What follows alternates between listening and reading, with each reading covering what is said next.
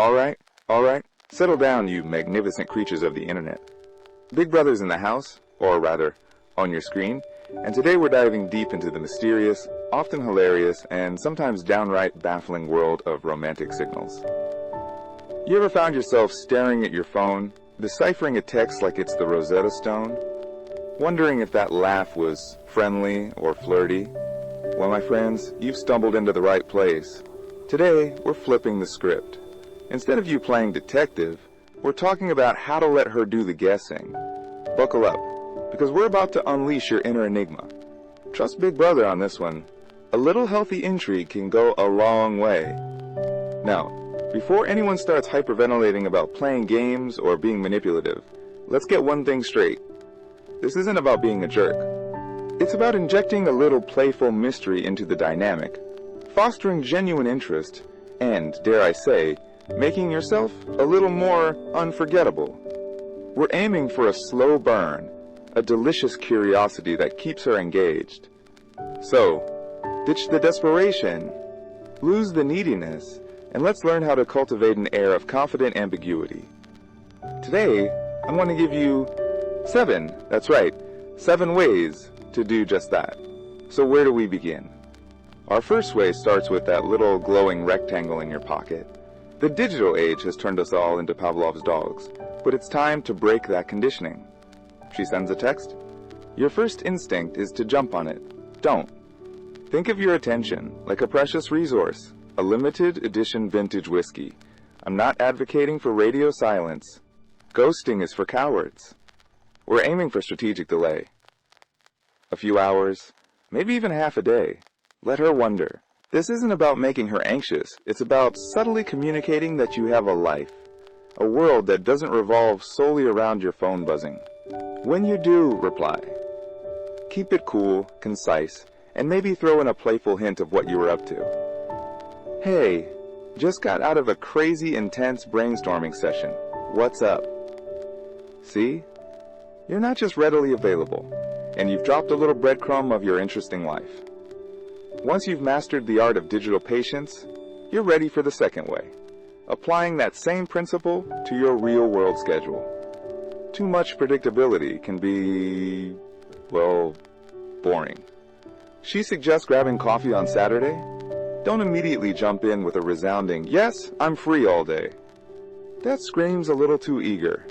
Instead, try something like, "Saturday could work, let me check my schedule and get back to you." This instantly conveys that your time is valuable. Now, the key here is to actually get back to her. Don't leave her hanging. Suggest an alternative if Saturday doesn't pan out. Actually, Saturday morning is packed, but how about a late afternoon walk in the park instead? You're still saying yes, but on your terms, and you're subtly hinting that you've got options. It's not about being difficult. It's about positioning yourself as someone with a full and engaging life. Now for our third way, let's talk about compliments. Being a man of mystery doesn't mean you're a robot. Compliments are like sprinkles on a cupcake, but the way you deliver them makes all the difference. Instead of showering her with generic praise like, "You're so beautiful," try something more nuanced and slightly ambiguous. "There's something really captivating about you," or, "I'm really enjoying getting to know your vibe." These kinds of compliments are intriguing because they don't explicitly define what you find attractive. It leaves room for her imagination to fill in the blanks. It's like giving her a little puzzle to solve, and people love a good puzzle, especially when they're the subject of it. Keep it cool, keep it casual, keep it intriguing. Speaking of creating intrigue, that brings me to our fourth, and a more advanced technique. This one requires a delicate touch. You've been engaging, charming, the conversation is flowing, and then you subtly pull back. Not completely, but a slight decrease in your responsiveness. Maybe you take a little longer to reply, or you end a conversation a little earlier than usual. This creates a subtle sense of space and can actually increase her investment as she tries to recapture your attention. Think of it like a fishing line. You reel it in a little, creating tension before letting it out again. You're not trying to play mind games, you're simply creating a natural ebb and flow. Don't overdo this though. It's a balancing act.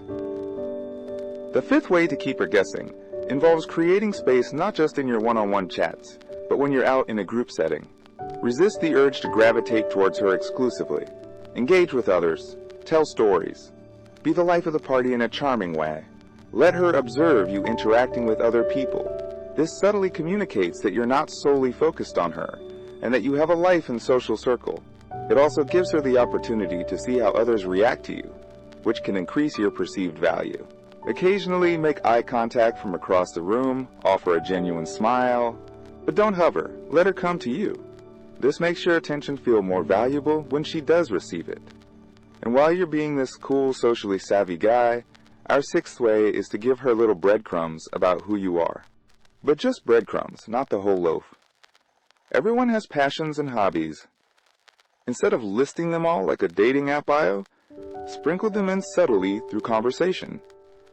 Mention you were volunteering at an animal shelter, or that you're looking forward to a weekend hike. These little snippets offer glimpses into your life without being a full-blown exposition. It creates curiosity. Think of it like a movie trailer. It gives you enough to pique interest, but it doesn't reveal the entire plot. You want her to be intrigued enough to want to learn more. Finally, our seventh and final way is just as important as your first impression. You have to know how to end things on a high note. Don't let conversations fizzle out or linger awkwardly. Learn the art of the confident exit. Whether you're texting or talking in person, end the interaction while things are still going well. It was great catching up, but I've got an early start tomorrow. Let's chat again soon. This leaves her wanting more and reinforces the idea that your time is valuable. A sharp, confident exit is like the mic drop of a conversation. It leaves a lasting impression and keeps her anticipating your next interaction. So there you have it. 7 ways to get the job done. Remember, this isn't about manipulation. It's about cultivating healthy intrigue and allowing a natural dynamic to unfold. It's about being confident in yourself and your own life, and letting that confidence shine through. So go out there, embrace the mystery, and let her do a little bit of the chasing. Trust, big brother, a little bit of healthy guessing can lead to a whole lot of winning. Now go forth and be enigmas. And don't forget to hit that like button and subscribe for more invaluable insights from your friendly neighborhood big brother. Until next time.